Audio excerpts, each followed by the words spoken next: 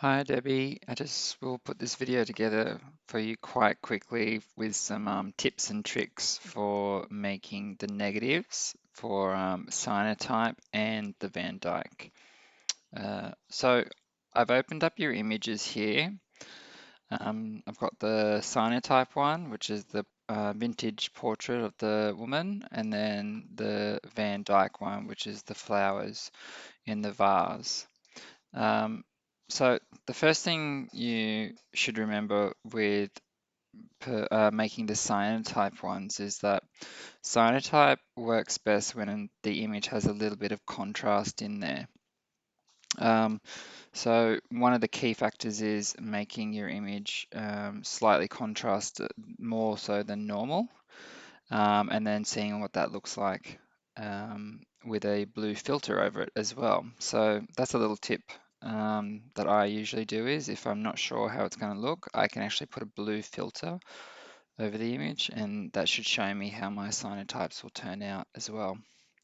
So first thing we can do is with our adjustments layers is that we can actually turn this into a black and white image because we don't have to worry about the colors. This doesn't have color in it anyway, but I'm just going to switch to black and white to lose that sort of sepia vintage look to it. So to do that, I just hit on the icon here, which is half black and half white, and that's the black and white filter. So that actually puts a black and white filter over the top of your original layer. Once it is in black and white, I can go back to adjustments, and the key tool that you'll be using to increase your contrast is the curves icon. So when you click on the curves icon, you have a histogram here that represents, see these little mountains of information. They're a visual representation of the darkest tones to the lightest tones and all the midtones in between. And when you see a peak, that indicates that there's a peak in that tone. So we can see that if we go along, if this is black, true black at the very end, there's not too much true black in this image, so that's why there's no peak in this graph. There are a lot of midtones in here, so this is why we have this increased peak here, and then we have a lot of whites as well, and that's why we have this little peak at the end, just before it trails off. So all you have to do for a cyanotype image is what we call make a small S curve. And what we mean by that is this diagonal line that runs through the histogram is we're going to drag it up and down to create a slight S shape running through that line. So instead of that line being straight, it's going to be like a small or a slight S to it. And I'll just show you how you do that. All you have to do is when you bring your mouse to it, you'll see it becomes a crosshair. Work in the first quadrants of 4, so 1, 2, 3, 4, and in the bottom quadrants of 4, so 1, 2, 3, 4. So I usually work on this first intersection of those lines, and I'm going to drag that down slightly, very, very slightly to about there, and release. And see there's some contrast. So see we're actually bringing those blacks down. And then I'm going to go up to that top crosshair and I'm just going to push that up ever so slightly. And now instead of that line being straight, we have this slight S shape happening from beginning to end. I'll just turn that on and off so you can see the effects that it creates in increasing contrast when you put an S curve in there. So that's off. So see it's a little bit flatter. I'll just switch it back on and that's on. So that's really the only, if your image is well exposed, which this image is, the image you're using here is well exposed, that's all you need to do. If your image had a lot more contrast in it, you would do the opposite of an S curve and take out some contrast. You don't need a lot of contrast, just a slight amount. And I can show you how to do that on the Van Dyke one as well. Same process, but in reverse. So this image here, that would be fine for a cyanotype. But there is one more thing you can do, like I was saying before, is you could put a blue filter over this to see how it would look as a cyanotype as well. And it can be quite helpful. And to do that, we just go to the top of the screen and we go to Layer, and then we want to go down to the option saying New Fill Layer, and then the first option is Solid Color.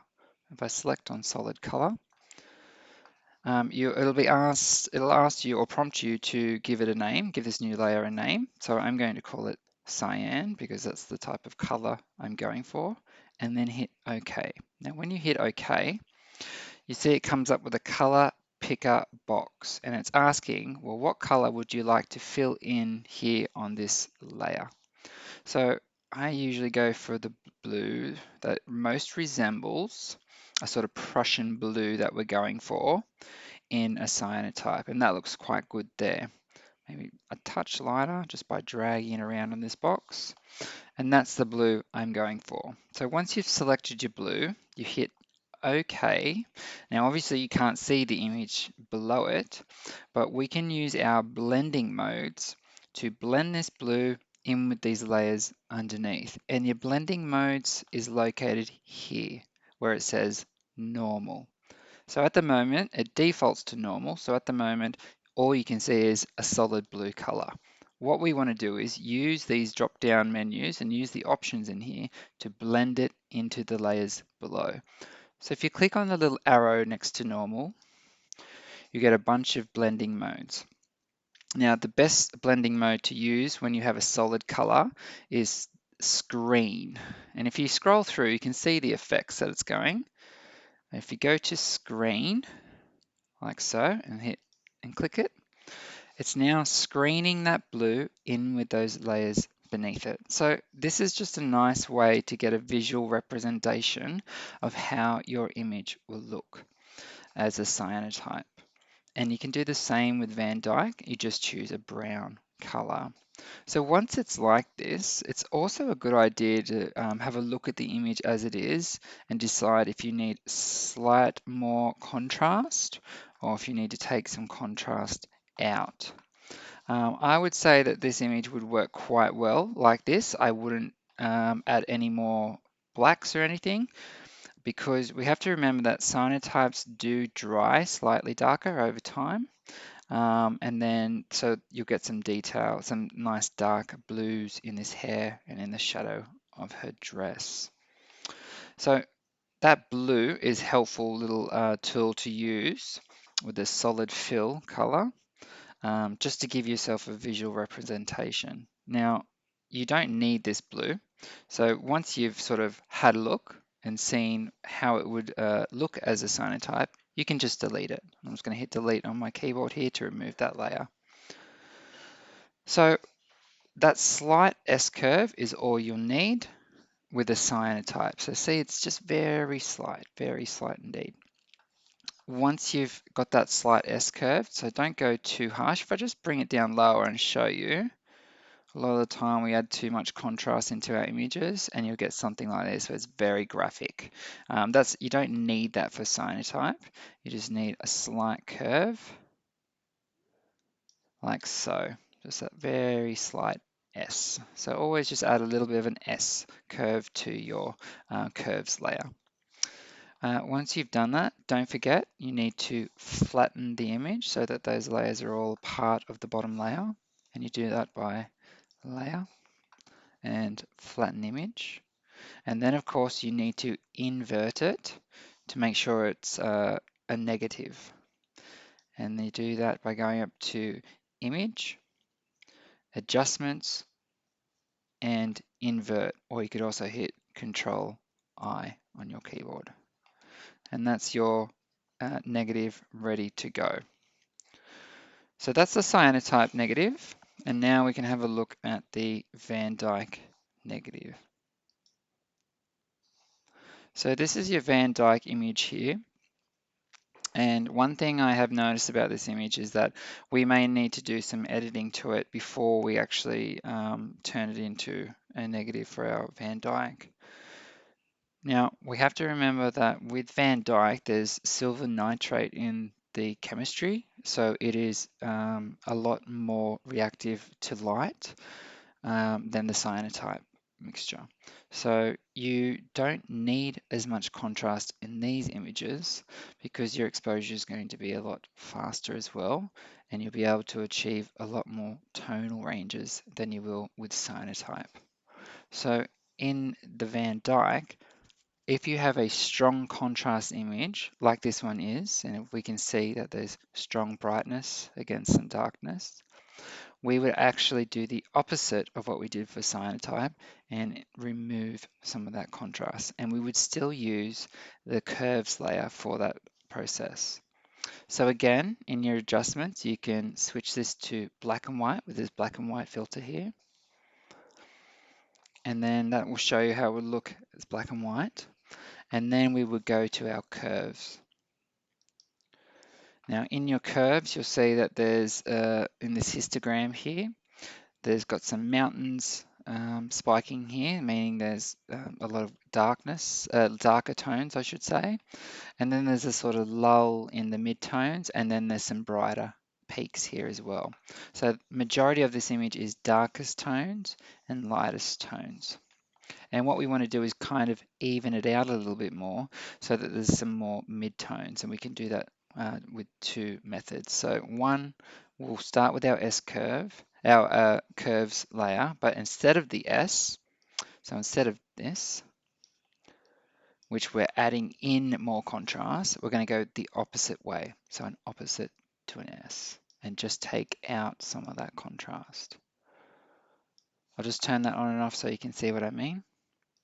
So before and after. Now, we could actually push this a little bit further because this image does have quite a lot of contrast in it to begin with, and push that curve to be that opposite S into a little bit further. I'll switch that off to have a look there. So see there's some strong blacks, and in this way there's a little bit more mid-tones, and we're starting to see some more mid-tones in the windowsill here. Switch it off again. So that's before and that's after. So that's a lot more forgiving as a image, as a Van Dyck image where we need some of those mid-tones in there. So before and after. So that's quite good. I would just leave it as is. Remember that Van Dycks are quite notorious for drying a lot darker as well. So really all you need to do, remember, is cyanotype need an S-curve and a Van Dyck need an opposite S-curve. Again, you could do the same with this image as we did with the cyanotype with the color over the top of it. And to do that, we just go to Layer, Fill Layer, Solid Color, and of course this time, I'm going to call this brown. This time instead of blue, we would just select a brown color. So I'll bring it down to the oranges here and find a brown, roughly this. That will be fine, maybe even a little bit lighter. Hit OK. And remember, we need to blend this color into the layers below using our blending modes on screen. From there, it'll give you a general idea of how the image will look out. Now, this looks like a Van Dyck that's just come out of the wash. Remember, they're notorious for drying darker again. So I think this is quite successful because I can imagine this would come out of the water bath, the final water bath as is. And then the fixer would also make that darker, and it would dry dark once again. So that's all you need to do. I'm just going to delete that colored layer. That's all you need to do. Again, with this one, flatten the image and invert it. So Command I, and that image would be ready to go for your printer.